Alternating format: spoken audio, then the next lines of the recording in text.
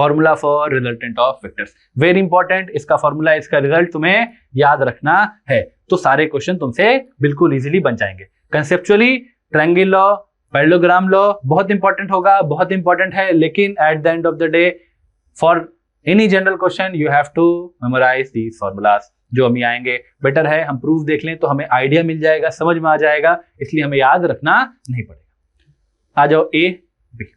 अभी हमारे लिए ट्रायंगल लॉ या पैरेललोग्राम लॉ के डायरेक्ट क्वेश्चन करने में आसानी तब होती थी जब दोनों के बीच में एंगल 90 डिग्री होता था। क्यों होता था? क्योंकि वहां पे एक पाइथागोरस लगा पाते थे। क्या लगा पाते थे? पाइथागोरस फॉर्मूला लगा पाते थे। देखो इसका रिजल्टेंट कैसा दिखेगा तुम्हें, कुछ ऐसा दिखेगा रिजल्टेंट। अगर ऐसा हो कि ये एक हाइपोटेन्यूज हो ऐसे ट्रायंगल का, कैसे ट्रायंगल का? ऐसे ट्रायंगल का जिसका परपेंडिकुलर गिवन हो और बेस गिवन हो, तो काफी आसानी से निकल जाएगा। क्या? यहां पे हम एक कंसेप्ट बहुत बढ़िया इस्तेमाल करने वाले हैं। यहां पे ए वेक्टर है, ये बी वेक्टर है, ठीक है, और रिजल्टेंट है ए प्लस बी। रिजल्टेंट क्या है? ए प्लस बी। और ए और बी के बीच में एंगल कितना दिया हुआ है? ए और बी के बीच में एंगल कितना गिवन है? Theta, not 90 degree. 90 डिग्री एक क्वेश्चन दो क्वेश्चन में हमने देखा, लेकिन जरूरी थोड़ी कि हर वक्त 90 डिग्री हो, कुछ भी हो सकता है। तो यहां पे कुछ रैंडम एंगल है और उसका रिजल्टेंट ए प्लस बी है। तो हमें मैग्नीट्यूड निकालना, हमारा मकसद क्या है? मैग्नीट्यूड निकालना है और बी का, और डायरेक्शन निकालना है। डायरेक्शन के लिए हमने फिर से बताया क्या बात करेंगे, मैग्नीट्यूड तो हम निकाल सकते हैं, और डायरेक्शन के लिए क्या करेंगे? हम इस एंगल पे फोकस करेंगे। किससे फोकस करेंगे? एंगल पे। अब देखो ये ट्रायंगल जो है, यहां से एक मैंने एक लाइन ड्रॉ की और यहां से इस लाइन को एक्सटेंड किया, तो इस बड़े ट्रायंगल को देखो तो एक राइट एंगल ट्रायंगल दिख रहा होगा। क्या दिख रहा होगा? एक राइट एंगल ट्रायंगल दिख रहा होगा, जहां पे ये थीटा और ये थीटा बराबर होगा। क्यों? क्योंकि ये दोनों पैरेलल साइड्स हैं। ये दोनों क्या है? पैरेलल साइड्स हैं। और ये जो साइड होगा वो क्या दिख रहा होगा? इसका लेंथ क्या होगा? बी है, तो इसका लेंथ भी क्या होगा बेटा? बी होगा। इसका लेंथ भी क्या होगा बेटा? बी होगा। अगर गौर से देखा जाए तो इस ट्रायंगल में हम कुछ चीजें बोल सकते हैं।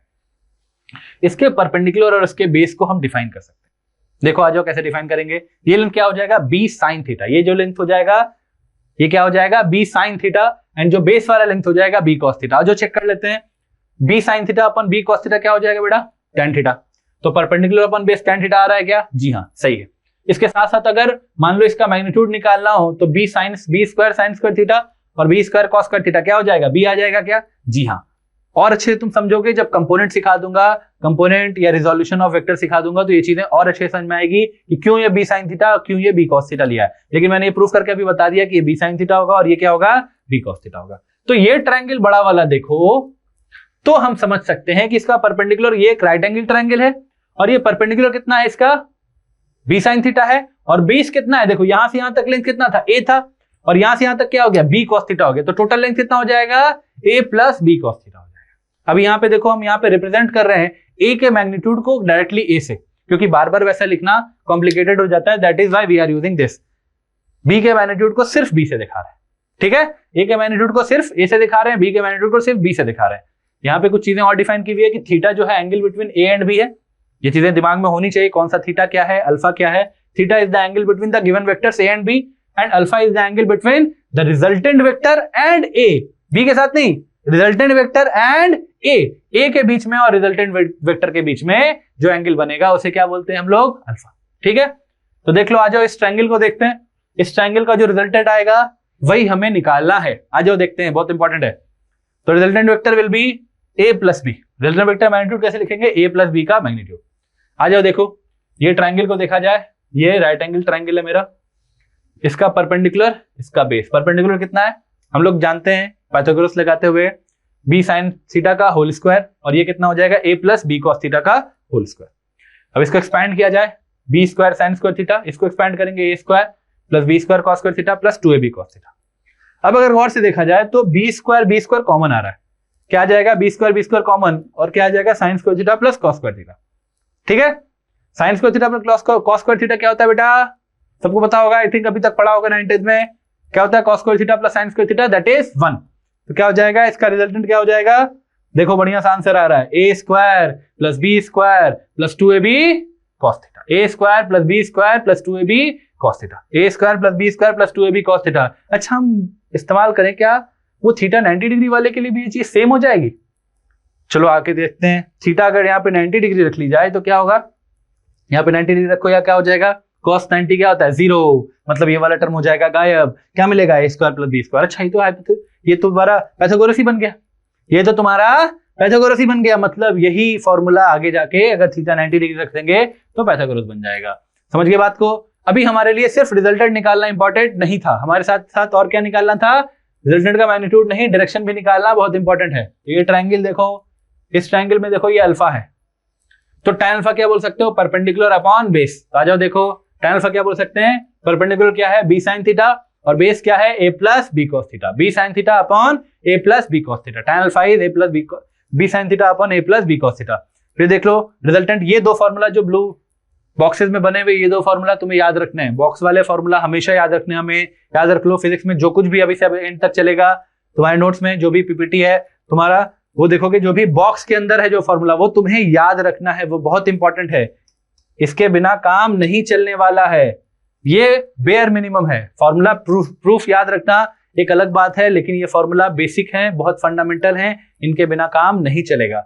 अच्छे पेपर है, मान लो समय लग रहा है तो उसमें प्रूफ कर सकते हो तुम, लेकिन अगर शॉर्ट टाइम क्वेश्चन है जैसे जेईई मेन के पेपर हो गया, नीट का पेपर हो गया, उसमें पर क्वेश्चन तुम्हें टाइम कम मिलता है, हर बार हर चीज प्रूफ नहीं कर सकते हो, तो दैट्स व्हाई तुम्हें ये चीजें याद रखनी पड़ेगी। तो क्या हो जाएगा, under root a square plus b square plus 2ab cos theta तुम्हारा रिजल्टेंट का मैग्नीट्यूड, एंड एंगल क्या हो जाएगा tan alpha b sin theta upon a plus b cos theta. इसमें एक चीज याद रखना है, ये वाली चीज की, ये जो अल्फा है ये किसके साथ एंगल है, ये a और r के साथ एंगल है, मतलब रिजल्टेंट और a वेक्टर जो है उसके साथ है। तो तुम्हें डिसाइड करना होगा, हर बार देखना होगा कौन a है और कौन b है, किसके साथ एंगल निकालना है, वो निकलेगा अल्फा। समझे? इसमें कुछ स्पेशल केसेस हैं, अच्छे अच्छे स्पेशल केसेस हैं, उसको देख लेते हैं। इस फॉर्मूला से रिलेटेड स्पेशल केसेस हैं, आ जाओ देखते हैं कि a प्लस बी की मैक्सिमम वैल्यू क्या हो सकती है और a प्लस बी की मिनिमम वैल्यू क्या हो सकती है और किस केसेस में होगा, इसको सीख लेते हैं। आ जाओ देखो स्पेशल केसेस हैं। केस वन किसके लिए चाहिए, maximum value of a plus B की मैक्सिमम वैल्यू क्या हो सकती है, कब होगा? देखो फॉर्मूला पे जाएंगे अगर, तो a square plus B square plus 2ab cos theta था हमारा फॉर्मूला। तो मैक्सिमम कब हो सकता है, जब cos थीटा की वैल्यू क्या हो सकती है, मैक्सिमम 1। कब होती है cos थीटा की वैल्यू 1, 0 डिग्री पे। cos थीटा की वैल्यू 1 कब होती है, जब एंगल 0 होता है। देखो a प्लस बी का मैक्स वैल्यू क्या हो जाएगा, a square plus B square cos theta की वैल्यू क्या डाल दी 1, एंगल क्या होगा 0। तो इसको क्या लिख सकते हैं, a प्लस बी का होल स्क्वायर दिख रहा है क्या, a प्लस बी का होल स्क्वायर दिख रहा है क्या, जी हाँ, a प्लस बी का होल स्क्वायर दिख रहा है। अगर इसको अच्छे से लिखेंगे तो क्या लिख सकते हैं, a प्लस बी की मैक्सिमम वैल्यू क्या हो जाएगी, a प्लस बी, a का मैग्नीट्यूड प्लस b का मैग्नीट्यूड। मतलब इसका क्या हुआ, दो वेक्टर क्या है, ये वेक्टर है और दोनों में दूसरा वेक्टर भी कितने एंगल पे, 0 डिग्री एंगल पे, मतलब दूसरा वेक्टर भी सेम डायरेक्शन में ऐड कर दिया हमने। तो देखो अगर मान लो ये 3 है ये 4 है, तो रिजल्टेंट मैक्सिमम क्या हो जाएगा, दो वेक्टर है मान लो, एक का मैग्नीट्यूड 3 हो गया, दूसरे का मैग्नीट्यूड 4 हो गया, तो उनकी मैक्सिमम वैल्यू क्या हो सकती है, दोनों को ऐड करेंगे डायरेक्टली, तब डायरेक्टली ऐड कर देंगे ना, यहाँ पे सेम डायरेक्शन में लग रहा है, तो मैक्सिमम वैल्यू कब होती है, जब दोनों को ऐड कर देते हैं। समझ में आई बात? अब देखो इस केस 2 आ जाओ। केस 2 क्या बोलेगा, a और b की, a प्लस बी की मिनिमम वैल्यू क्या होगी, a प्लस बी की क्या होगी, मिनिमम वैल्यू क्या होगी। आ जाओ देखते हैं कब होगा, जब cos थीटा की वैल्यू -1 होगी, क्या होगी, a square plus under root a square plus b square plus 2ab cos theta में cos थीटा की वैल्यू क्या होनी चाहिए, -1। अगर cos थीटा की वैल्यू -1 होगी तो क्या कहलाएगा, मिनिमम केस कहलाएगा। ठीक है, कब होता है थीटा की, cos थीटा की वैल्यू -1, जब थीटा की वैल्यू 180 डिग्री होती है। अब देखो मिनिमम में क्या लिख लेंगे, a square plus b square -1 लगा देंगे तो -2ab हो जाएगा क्या, हाँ -2ab हो जाएगा, -2ab हो जाएगा। तो ये देखो क्या दिख रहा है, a माइनस बी का होल स्क्वायर दिख रहा है क्या, जी हाँ, a माइनस बी का होल स्क्वायर दिख रहा है। तो अगर इसको लिखा जाए तो क्या हो जाएगा, a minus B under root a minus B का होल स्क्वायर, स्क्वायर और रूट हट जाएगा, बाहर मुझे क्या मिलना चाहिए, हमेशा रूट के बाहर क्या मिलता है, पॉजिटिव वैल्यू, और देयर इज अ चांस कि ये नेगेटिव हो जाए। अगर इसको निकालेंगे तो a माइनस बी मिलेगा ना, लेकिन हो सकता है कि a छोटा और b बड़ा हो, तो that's why we have put an extra modulus. a का मैग्नीट्यूड माइनस b का मैग्नीट्यूड तो हमने लिखा ही है, इसके साथ साथ हमने एक एक्स्ट्रा मॉड्यूलस भी बाहर लगा दिया है। क्यों लगाया, इसका आइडिया मिला, क्योंकि रूट के बाहर की वैल्यू क्या होनी चाहिए, रूट से जब भी कोई चीज निकल रहा है उसका वैल्यू क्या होना चाहिए, पॉजिटिव। तो हो सकता था यहाँ पे कि a का मैग्नीट्यूड छोटा होता और b का मैग्नीट्यूड बड़ा होता और ओवरऑल ये वैल्यू निगेटिव आ जाती, लेकिन हमने ऐसा सीखा है कि रूट के बाहर हमेशा पॉजिटिव वैल्यू आती है, that's why we have put an extra modulus. समझ में आई बात? मतलब ए और बी की मिनिमम वैल्यू कब होगी? जब ए किधर लगेगा, एक साइड अगर लग रहा है तो बी किधर लग जाएगा, ऑपोजिट साइड। ये तो समझने वाली बात थी। इन दोनों के बीच में थीटा क्या हो गया, 180 डिग्री।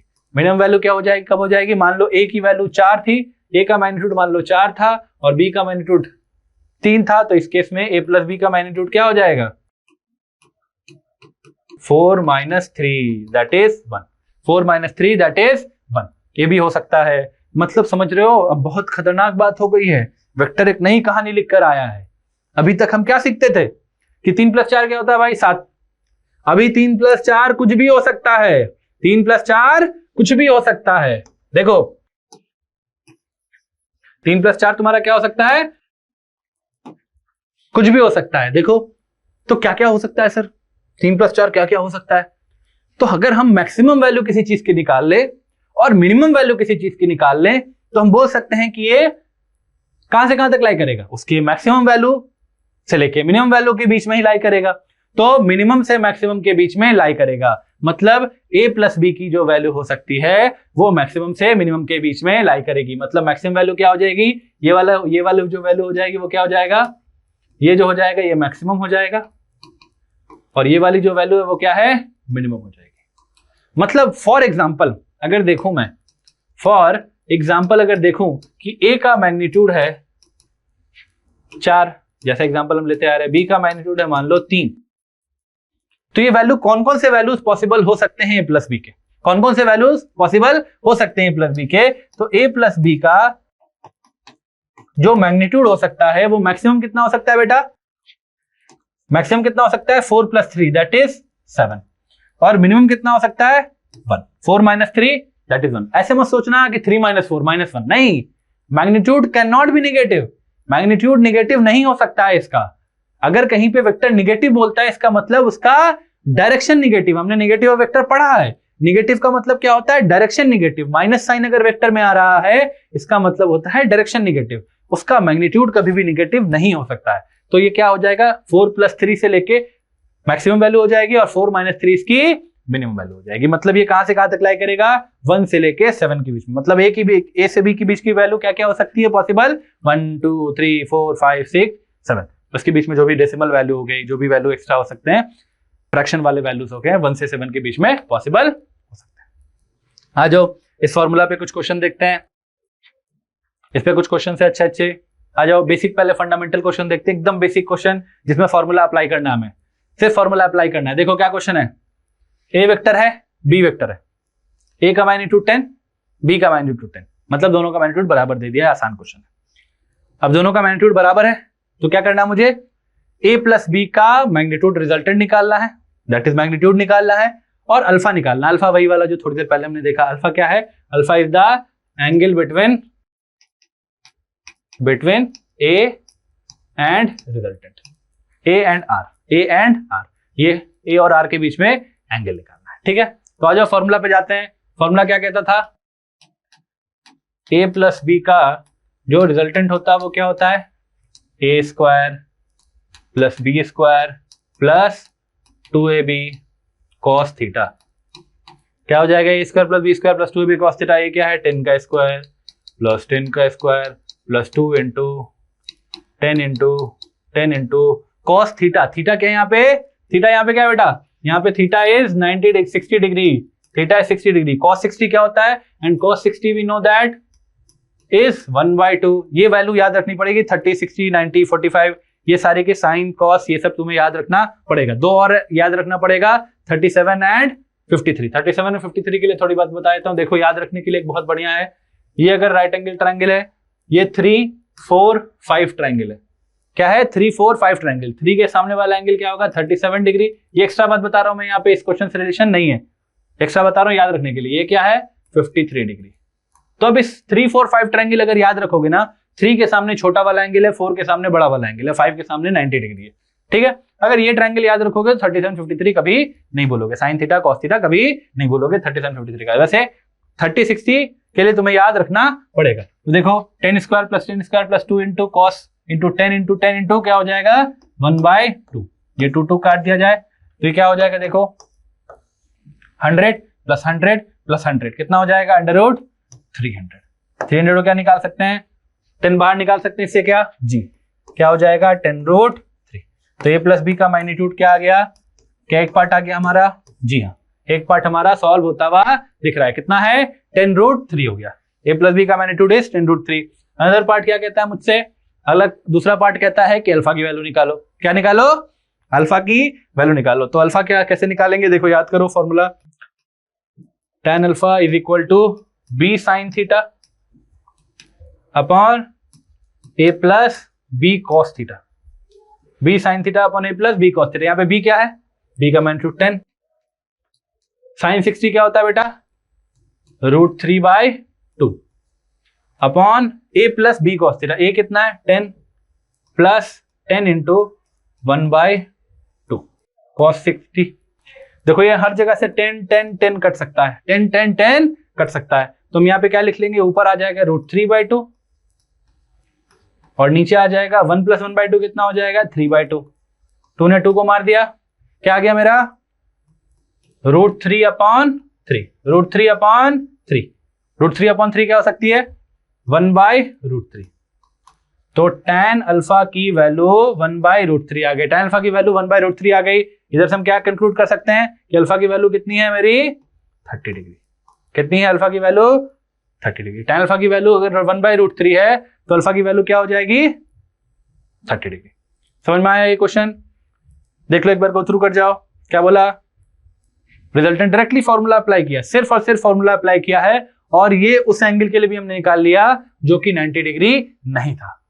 डायरेक्टली हमने फॉर्मूला ए प्लस बी का रिजल्टेंट का फॉर्मूला और tan अल्फा का B sine theta upon A plus B cos theta का फॉर्मूला अप्लाई कर लिया। अब देखो नेक्स्ट एक बहुत बढ़िया क्वेश्चन है, इसमें डायरेक्ट नहीं है, इनडायरेक्ट है, थोड़ा सा घुमा हुआ क्वेश्चन है, बढ़िया क्वेश्चन है। आ जाओ इसको सीखते हैं।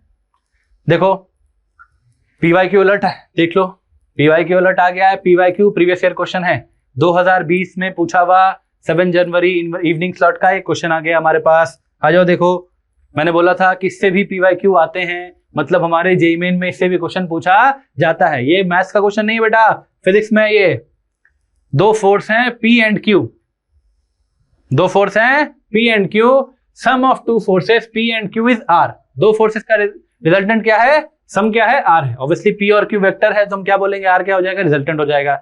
सच that R is equal to P, R क्या है आर का मैग्नीट्यूड पी के बराबर है, आर का मैग्नीट्यूड क्या है पी के बराबर है। यहां पे क्या पूछता है the angle theta in degrees that the resultant 2p and q will make. 2p और q एंगल रिजल्टेंट क्या बनाएगा किसके साथ q के साथ, q के साथ क्या एंगल बनाएगा ये पूछा जा रहा है। ठीक है, दो फोर्सेस हैं p और q, उनका रिजल्टेंट r है और such that r is equal to p। अब पूछ रहा है कि एंगल बताना है that resultant of 2p and q will make with q। 2p और q क्या बना रहे हैं q के साथ, रिजल्टेंट जो है वो उनके साथ क्या एंगल बना रहे। तो पहले मान लेते हैं कि इसके बीच में p और q के बीच में एंगल अल्फा है मान लो, क्योंकि रिजल्टेंट वाला एंगल थीटा बोला है, रिजल्टेंट वाला एंगल क्या बोला है थीटा बोला है, तो मान लो फाई बोल देते हैं। p है एक वेक्टर, मान लो p है एक वेक्टर और q है एक वेक्टर, इनके बीच में एंगल मान लो क्या बन रहा है फाई बन रहा है। मान लो इनके बीच में क्या एंगल बन रहा है बेटा फाई बन रहा है। तो इनका रिजल्टेंट कैसे लिखा जा सकता है r बोला जाएगा। तो r को क्या लिख सकते, देखो अभी मैं क्या करूंगा ना रिजल्टेंट के लिए, जैसे मैंने वहां पे ये नहीं दिया था ना, तो पूरा ये पूरा देने के बजाय डायरेक्टली r लिखूंगा। r का मतलब समझ लेना मैग्नीट्यूड ऑफ r, p सिर्फ लिखूंगा तो समझ जाना मैग्नीट्यूड ऑफ p, और q सिर्फ लिखूंगा तो मैग्नीट्यूड ऑफ q। ठीक है, तो r क्या लिखा सकता है under root p square plus q square plus 2pq cos phi, है कि नहीं। p square plus q square plus 2pq cos phi, दोनों साइड को स्क्वायर कर दें तो r की वैल्यू क्या थी, r किसके बराबर था p के बराबर ही था क्या, r का मैग्नीट्यूड p के बराबर है। तो लिख सकता हूं यहां पे p square is equal to p square plus q square plus 2pq cos phi, 2pq cos phi. ठीक है, बहुत बढ़िया। अभी अगर देखा जाए तो p स्क्वायर दोनों साइड से कट गया क्या, और इधर लिखा जाए 2pq cos phi is equal to minus q square. Yes और नो, एक q यहां से भी कट जाएगा, तो यहां से मेरा जो वैल्यू आ रहा है cos फाई का, वो क्या आ रहा है, -q/2p। अच्छा क्वेश्चन है, देख लो, ये रिजल्ट हमें आगे काम आएगा। अभी सेकंड पार्ट क्या कहता है कि हमें निकालना जो है वो क्या है, the angle theta in degrees that the resultant 2p and q will make with q। हमें निकालना किसके साथ है, p को क्या कर लिया, 2p बनाया। मान लो यहां पे 2p है, ठीक, और q है। अब इसके साथ जो रिजल्टेंट r' बन रहा है, मान लो r' रिजल्टेंट जो बन रहा है उसके साथ ये जो एंगल बना रहा है दैट इज थीटा। अब 2p और q के बीच में एंगल क्या बन रहा था, p और q के बीच में जो एंगल बन रहा था that is our phi, that is our, इसे क्या दिखा रहा हूं मैं, फाई से। अभी अगर फॉर्मूला देखा जाए, हमें थीटा निकालना है। अच्छा क्वेश्चन है, अभी हमें क्या निकालना है, थीटा। तो क्या हम लोग tan थीटा वाले, tan अल्फा वाला जो फॉर्मूला था उसमें डायरेक्टली पुट कर दें क्या, जी हाँ। देखो यहां पे मैं डाल रहा हूं tan theta can be written as b sin theta upon a plus b cos theta. b कौन सा था, उसके सामने वाला, दैट इज 2p। यहां पे क्या है, b क्या है, 2p है, तो 2p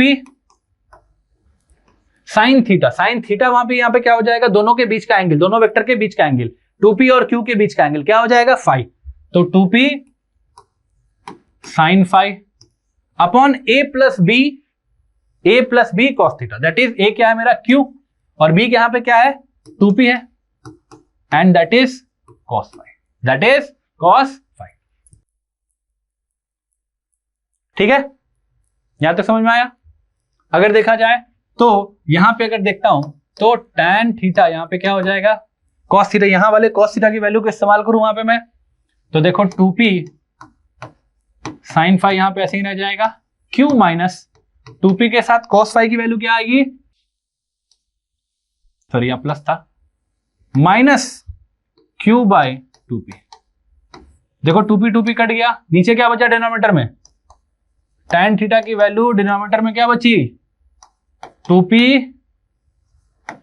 sin phi upon q minus q। q minus q क्या हो गया बेटा, 0। मतलब क्या दिखा, tan theta is not defined.